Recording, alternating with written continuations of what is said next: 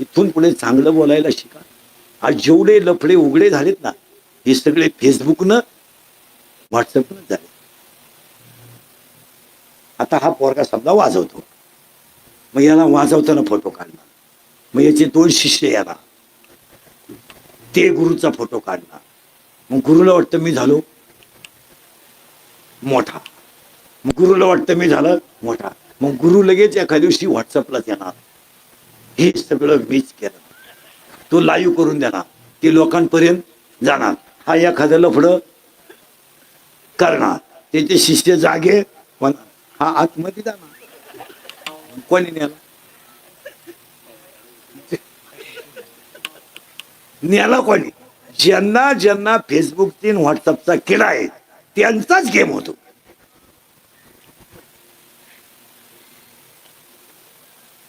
खरंय का खोटं? तुम्ही काहीच बोल. खरंय का खोटं? ज्या आता गावठी भाषे समजा, ज्याला स्वतःची लाल करून घ्यायची आहे त्याचाच गेम होतो.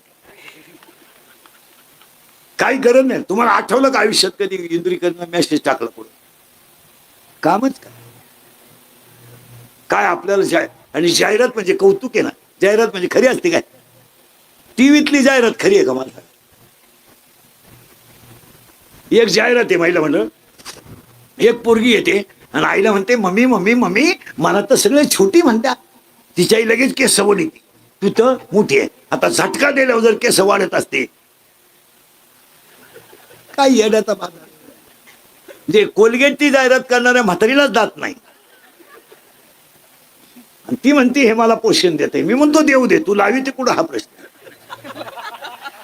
तुला जर दातच नाही काय चाललंय? आंधळ दळीत आहे, कुत्र पीठ खात.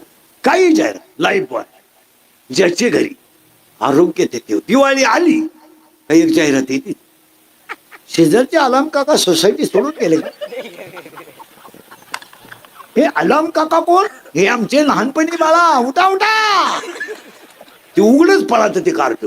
मग ते म्हातारं खिडकी उघडीत, बाबा तुमची परंपरा साबण लावून ओरिजिनल ज्ञानाला ज्ञानोबा राहायला काय गरज पडली नाही व्हॉट्सअपला जायचं. छत्रपतींना का गरज नाही पडली स्टेटसला जायची. महामानव डॉक्टर बाबासाहेबांना का गरज नाही पडली. महात्मा फुलेंना का नाही पडली. सावित्रीबाई फुलेंना का नाही टेक्स्ट मेसेज करता आला कुणाला. त्यांना गरज काय पडली नाही. त्यांच्या कर्तृत्वानं ते अमर झाले. झाशीची राणी काय गरज होती. अहिल्याबाई होळकर काय गरज होती.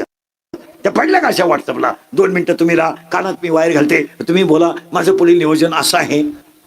मला बचत गट काढून महिलांचं संघटन करायचं आहे आणि संघटन करून महिला स्वतःच्या पायावर उभ्या करायच्या आहे म्हणल्या का कधी? त्याला काळातली स्त्री शिकली ही पुण्याई सावित्रीबाई फुलेंची. तुम्ही केव्हा शिकल्या असत्या? शिकल्या असत्या नाही. ज्यांनी समाजावर अन्याय सहन केला त्यांनी आज पिढ्या सुधारवल्या. त्यांना काय गरज पडली व्हॉट्सअपला फेसवर. यानं केस कापले का व्हॉट्सअपला, शिळीला बकरू झालं व्हॉट्सअपला, चपाती खाताना स्टेटसला, यांची चपात्या करताना स्टेटसला. पहा आता काय एवढ्या कार्टनला मोबाईल द्यायचा 2.5 वर्षाचा. टेलिव्हिजनला मुलाला मोबाईल का दिला? तो आहे ना, त्याला मोबाईल दिला ना अख्खा स्वयंपाक होय तो रडत सुद्धा नाही. काय पराक्रम करतो. आणि तो हट्टी ऐकत नाही. तो त्याचा बाप ऐकतो आपलं. त्याचा बाप 9वी पासून माझ्या शब्दाच्या पुढे नाही, पण तो नाही ऐकत नाही. 2-4 ठेवून दिल्यावर काय करते तो? ऐकत नाही. हा 40 वर्षाचा तो ज्या शब्दाच्या पुढे नाही तो कसं काय ऐकत? एवढी पोरं खरंय का खोटं आहे? सरळ बसा पटकन. तुम्हाला प्रयोग दाखवतो. सरळ बसा पटकन. बेटे सावधान. 9वीला कोण येतात? 9वीची परीक्षा दिली का? 9वीला गेला तू? दिली का? आता 10वीला गेला का? नापास होत नाही. इथं आपल्याकडे नियम फार चांगले ये नाही तर येऊ नको 10वीचा. अजून 5-6 वर्षाचा असा नियम नका काढू का घरून येईन डायरेक्ट 10वीचा. काय येड्याचा बाजार. आणि इंद्रिकर बोलला का त्याची क्लिप. मुलांच्या भावना दुखवल्या. काय वांग भावना दुखव. मुळात हे पोरं नापासच करायला पाहिजे. मला त्याच्यातल्या त्यात तुम्हाला अजून माहित नाही 10वीच्या पोरांना शाळेतच 20 मार्क आहे. मग आता किती राहिली? 15. पर्याय निवडा 5 मार्क, जोड्या लावा 3 मार्क, एका वगैरे उत्तर 4 मार्क, नाकृत्या काढा 5 मार्क. खपाखप येडे सुद्धा 11वीला. खरं का खोटं? आणि शाळेनं कौतुकानं सांगायचं निकाल आहे ना आमचा. 9वीला आहे तू? शिमीला आहे का मराठीला आहे? मराठी मिडियमला आहे का?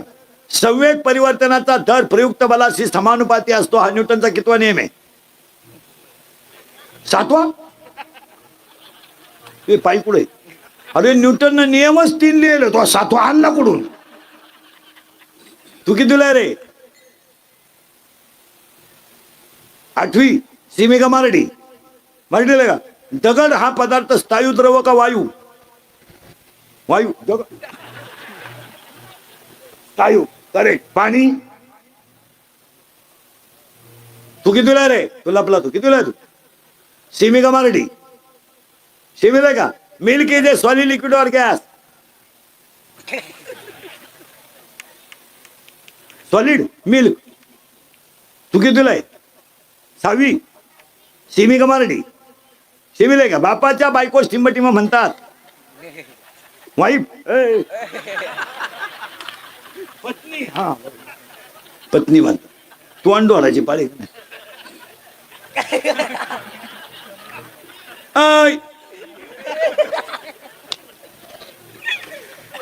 ए पोरांनो, ती सैराट मध्ये पोरगी कोण आहे रे?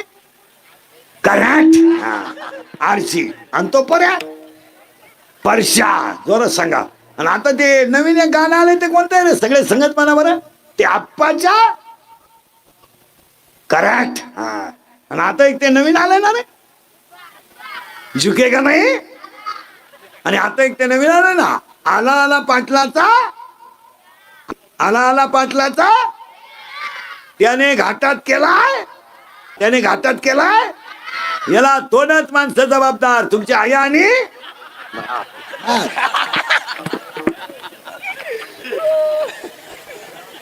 माझा सोन्या, माझं छकुल आणि मा दाद्या. पोरांनो, मी बोललोय खरंय का खोटंय?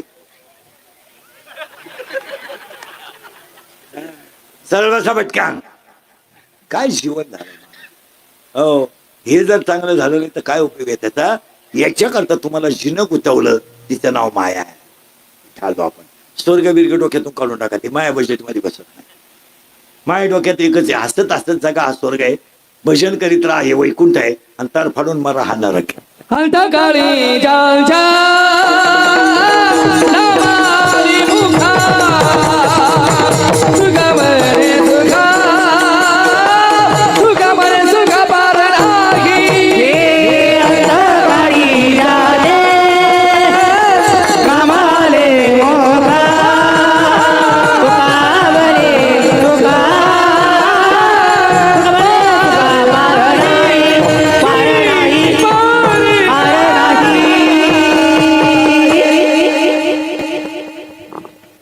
सगळा तमाशा मायेचा आहे. कोण कोणचा बाप नाही. आणि ती माया बुद्धीपासून जर बाजूला गेली तरच सुख मिळेल.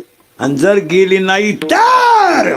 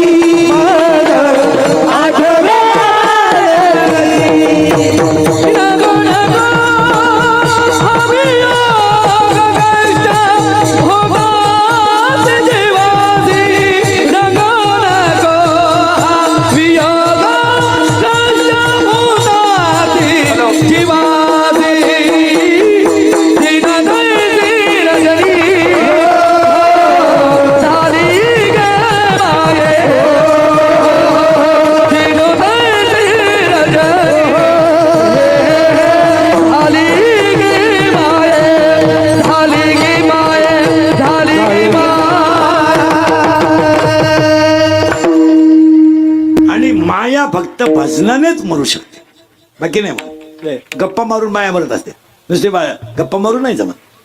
परमार्थाला पहिली गोष्ट तुमची साधना पक्व पाहिजे. 2, नामावर विश्वास पाहिजे. आणि कलियुगामध्ये कष्टावर विश्वास पाहिजे. आणि फुकाट बापाची पेर नाही. किती दिवस खाल तुम्ही? 3 वाक्य ऐकायचे का? खिशातला पैसा, अंगातली ताकद आणि गुंड प्रवृत्ती लई दिवस चालत नाही. एक दिवस याच्यातली ताकद कमी होणार, मान्य. एक दिवस खिशातला पैसा कमी होणार आणि एक दिवस आपल्या भोवती फिरणारा सगळा पसारा थांबणार आहे. आणि शेवटी आपल्याला आपल्या कर्माचा हिशोब द्यावा लागेल. आणि आपला कर्माचा हिशोब देताना एकुलता एक मुलगा जरी आपल्याला असला, तो जर सर्व्हिसला असेल, आई जर खाटावर पडली असेल, तर तो रविवारपर्यंत आईच्या आजाराचा विचार करू शकत नाही. आणि रविवारी येण्याच्या आत आई शनिवारी संध्याकाळी गेली, तो अंत्यविधीला झाला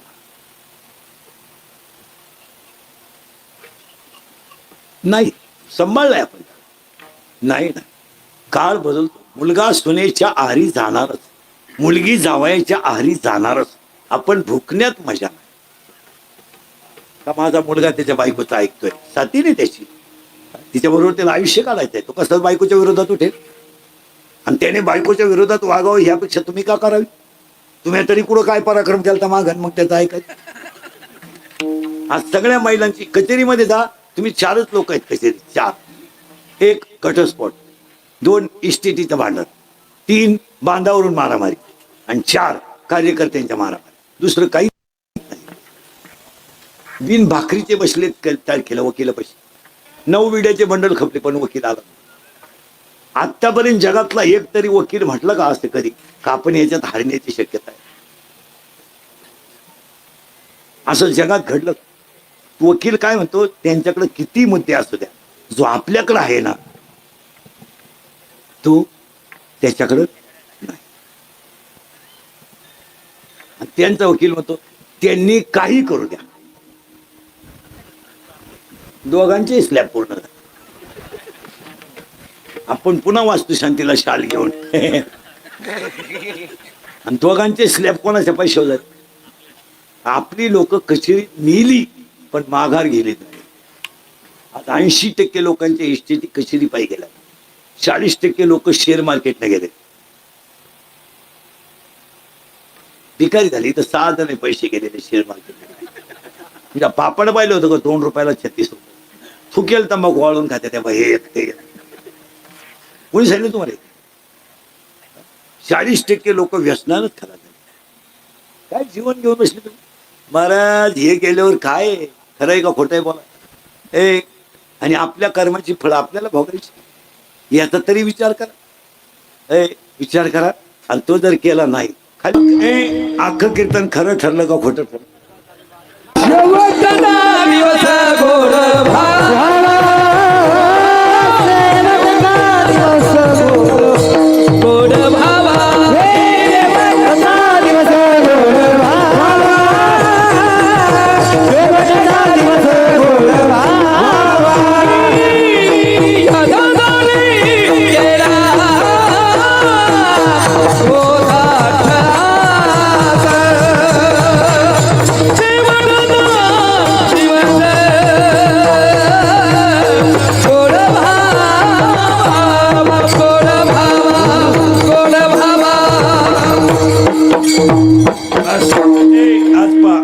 केदार यांच्या प्रथम पुण्यस्मरणानिमित्त त्यांचे चिरंजीव साहेबराव, त्यांचे सुनबाई हिराबाई, मीराबाई मुलगा भाईदास, सून पौर्णिमा, नातू विलय, या कुटुंबाचं पहिलं कौतुक केलं पाहिजे. पण 2-4 गोष्टी मी तुम्हाला कीर्तनात सांगितल्या, पण त्यापेक्षा अजून सांगतो. स्वर्ग